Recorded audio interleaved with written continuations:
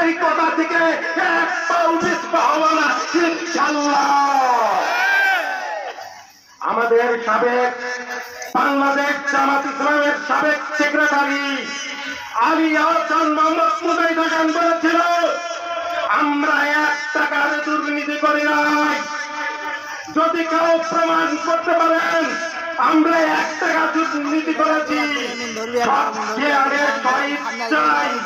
শুধু মন্ত্রণালয় থেকে নয়, শুধু জাতীয় সংসদের সদস্য পদ থেকে নয়, শুধু জামাতের আমিরবাদ সেক্রেটারি নয়, সব জ্ঞানে স্বইচ্ছায় জামাত ইসলামের একজন সহযোগী সদস্য পদও থাকবো না।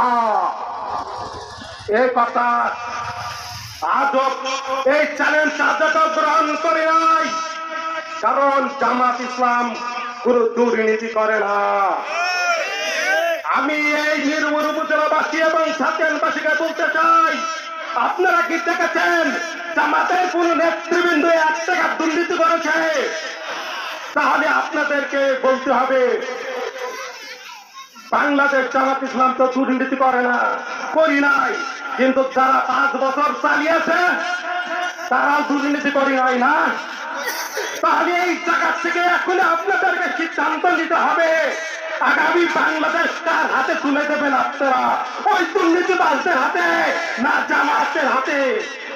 এই ভার আপনাদের হাতে রেখে আমি আমার সংক্ষিপ্ত আলোচনা এখানে শেষ করছি।